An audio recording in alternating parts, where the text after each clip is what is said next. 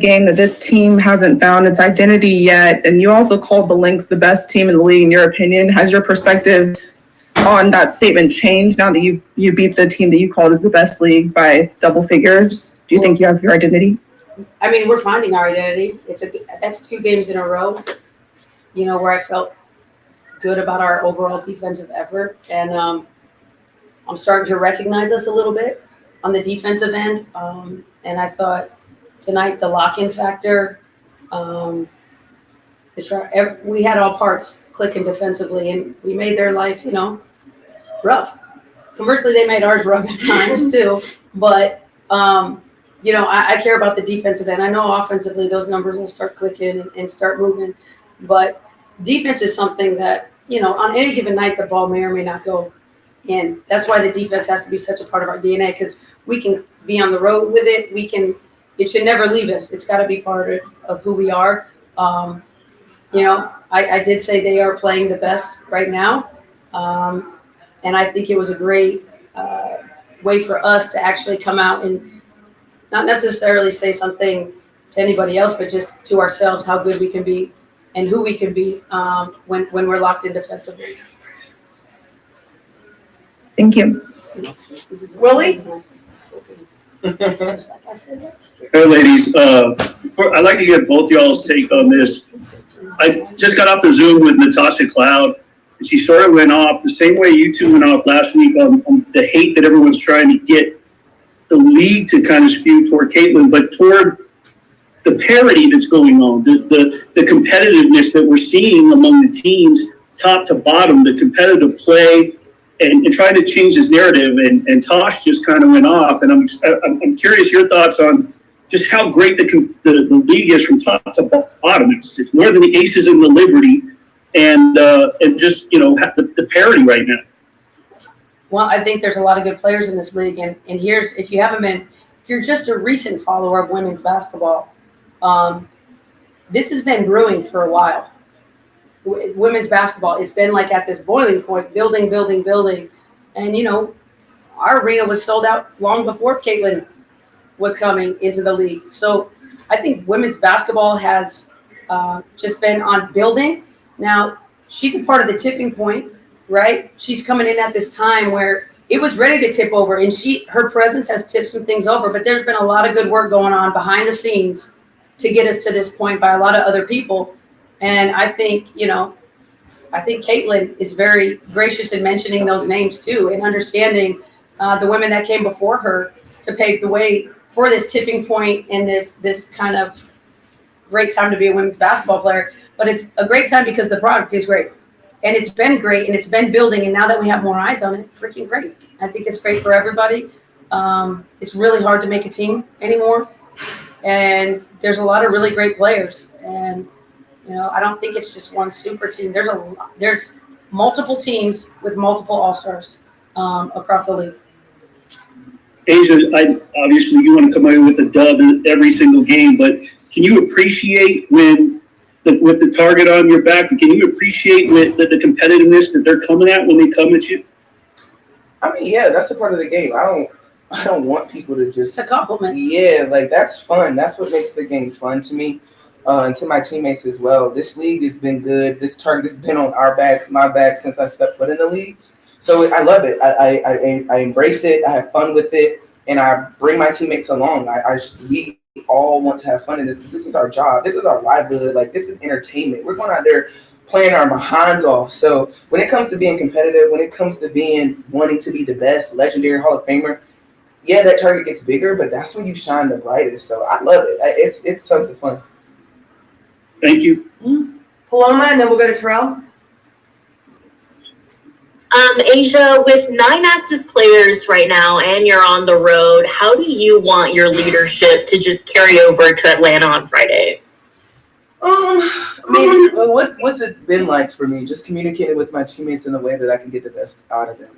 We can't really look too far ahead. We can't really look we know what's in our locker room. We know that we have enough. So when it comes to the numbers game of it, we can't really pay attention to that because we have enough. So when it comes to being a leader, when it comes to bringing in my teammates, I try to be words of affirmation to them the best way I can, because I know it's hard. It is very, very hard. And Becky wants us to be perfect. And so we want her to be perfect, but we can't be perfect. So the best that we can do is lean on each other the most. And I love that. And Becky really hypes us up to know who we are. And then it's my job to always remind my teammates who they are and how far they got to this point, and knowing that we're not just stopping here. So that's how my leadership really kind of goes and plays out, especially when we're on the road. Thank you. Terrell? 2 questions, Coach, if possible. The first one, Minnesota went on a 10-2 run in that second quarter, and you guys responded with a 13-3 close to that first half. You guys kind of did the same thing in that third quarter. I'm wondering, just from your perspective, how do you feel like your team responded to that adversity compared to how it responded 3 weeks ago to the same thing? Well, And then I have a follow-up for Kate, or about Kate. what? Yeah, the follow-up The Kate follow-up. after.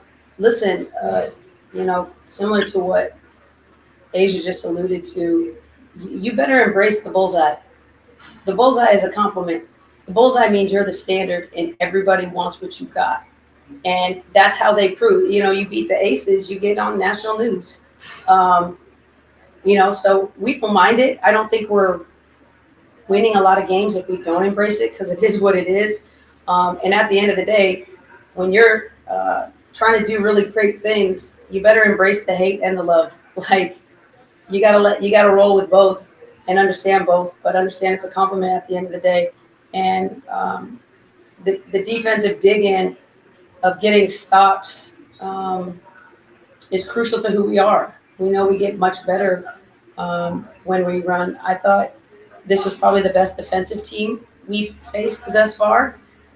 They turned us over a lot. They caused us, we had a couple shot clock violations. And look, at the end of the day, when it's uncomfortable and clunky, like, these are really great times for growth for us also. These are some of the growing pains of not playing with like a true point guard. That being said, I think Jackie and Kelsey have just done a really great job of like kind of seemingly let's take us there. On a rough shooting night for Plum, her defense was off the charts. The ability to just keep people in front, keep the ball in front, keep your man in front, and after that we go play. But we know we're best when we're playing defense. And Paloma spoke a little bit about the active roster currently, but Kate was the first person off your bench today. Can you just talk about how quickly she's adjusted to the pro game, and considering your time around this game, where that ranks among some of the other rookies you've seen? Yeah, I think I have this like reputation for not wanting to play bench players or young players. And I'll play you, but you got to give me a reason to play you. Like, I'm giving you 3-4 minutes. They got to be good, positive minutes. At the end of the day, I came off the bench many years at the beginning of my career. And guess what? My leash for mistakes was not as long as some of the other players. So you have to be locked in. And you got to be solid. And the more solid you are, and like I said, she's being solid and impacting the games. I never called one play for Kate. Clearly, we know she knows how to play with superstars. That is a skill set in itself. Just like Alicia Clark knows how to play with superstars. And so having those pieces, they're glue pieces. And they're pieces that help you win games and do all the little things. But probably more importantly, I mean, she's really like won over her teammates, which is like the ultimate compliment. Mm-hmm. Nikias and Callie, do you have anything for Asia before I let her go? She needs to go shower. Please say no. I have one. Okay. Oh, Callie. It's all good. What you got? I'm sorry. It was said on the broadcast that your game kind of mirrors Nafis, and I know you guys, you had a podcast together, like you're close. I'm just curious, kind of what you think about that statement, and what you kind of got from the matchup with her tonight. Yes. Kelly, who said that? I think it was Carolyn on the broadcast today. She said that Ada and Nafis' game mirrors one another. Don't play Becky any mind. No, it's been crazy watching Fia and I's game really kind of grow all the way back to college, and it's been pretty cool just to see it grow and mature in the league. It's always fun competing against her because she's very unique. She has a unique style to her game. Yeah, it's always a great dogfight, it feels like. And when it came to just our podcast, I feel like we were doing podcasts before everybody else started grabbing the mic. So you and her didn't have a podcast? In the bubble, girl, tea with A and B, and we would give everybody all the tea. We had some great guests. Like, we started the podcast wave But anyways, no, it's always fun playing against Fee. She's really kind of crushing it for her team. The show's building around her, so it's been good to kind of watch her grow as well. But our podcast was the best. Yeah. She is a handful. Yeah, she is for a handful. sure. She can hurt you in a lot of different ways, inside, outside.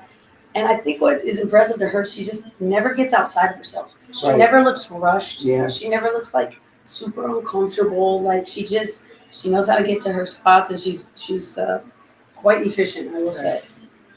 Asia, go ahead and go shower. Will you please send Jackie on in? She's probably lifted dead weights and kettlebells and. Nikias and Callie, did you have anything? Jackie.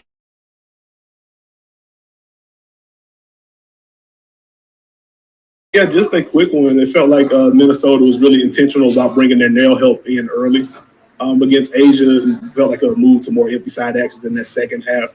Was that a call from you, or did the players just kind of self-adjust on that front? I think, it was something we were definitely emphasizing going into the game.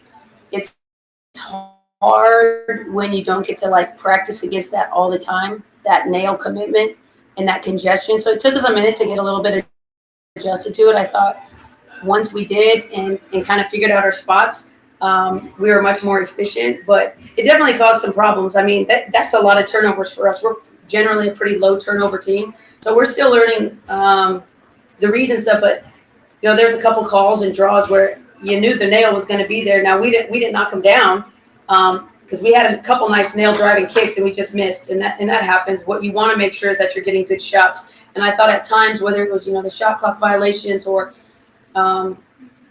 just rush shots, we kind of settled in eventually and slowed down a little bit and attacked their defense in an appropriate pace and with space and with smarts.